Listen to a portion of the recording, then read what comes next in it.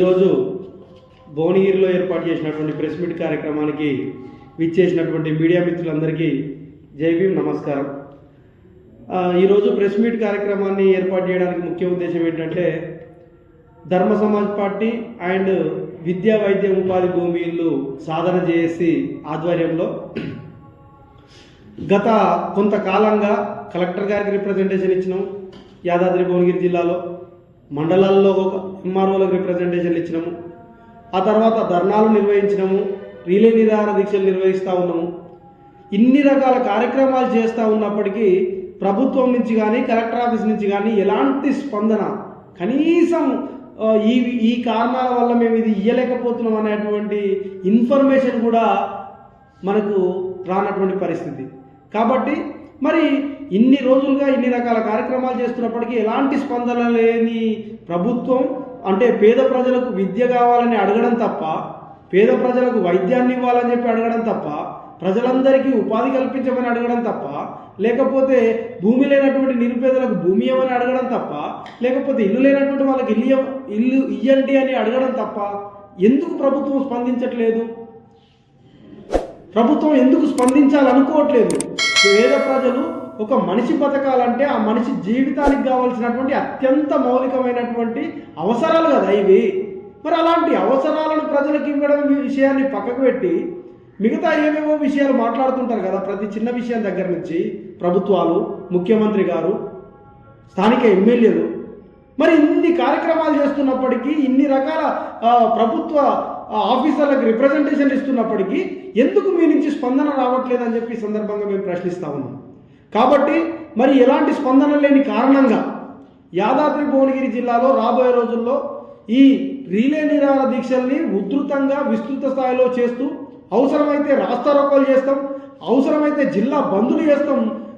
ఇంకా కూడా స్పందించకపోతే మరి రాబోయే రోజుల్లో ఆమరణ నిరాహార దీక్షలు కూడా చేయబోతా ఉన్నామని చెప్పి ఈ సందర్భంగా ప్రభుత్వానికి తెలియజేస్తా ఉన్నాం.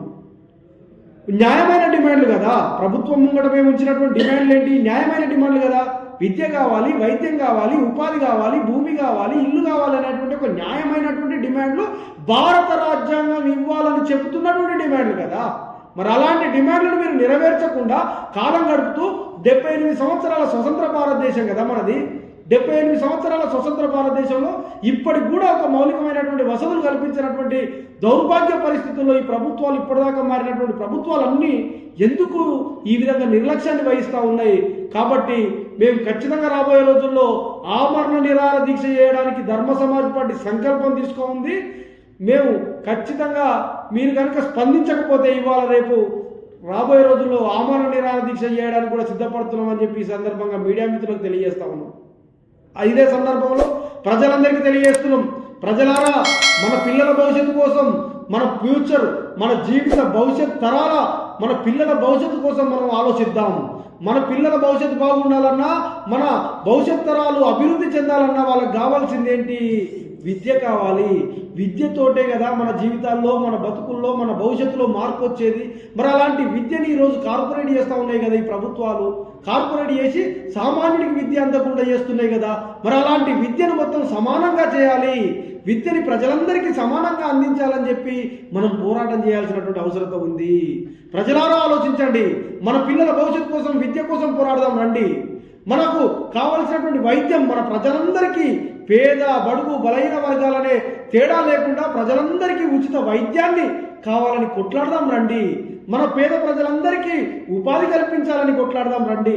మన ప్రజలందరికీ భూమి లేనటువంటి వాళ్లకు, నిరుపేదలకు భూమి ఇవ్వండి అని చెప్పి కొట్లాడదాం రండి. మన ప్రజలందరికీ ఇల్లు లేనటువంటి వాళ్ళకి ఇల్లు ఇవ్వండి అని చెప్పి కొట్లాడదాం రండి. మనం ఇప్పటిదాకా ఎన్నో రకాల పోరాటాలు చేసినాం. ఇప్పుడు ఈ పోరాటం వల్లనే ఒక మనిషి జీవితంలో, ప్రజల జీవితాల్లో, ప్రజల బతుకుల్లో మార్పు రావాలంటే ఈ 5 అత్యంత కీలకం, ప్రామాణికం. కాబట్టి ఈ 5 గురించి కొట్లాడదాం రండి. ధర్మ సమాజ్ పార్టీ ధర్మయుద్ధం చేస్తుంది, పోరాటం చేద్దాం రండి అని చెప్పి సందర్భంగా ప్రజలకు తెలియజేస్తా ఉన్నాం.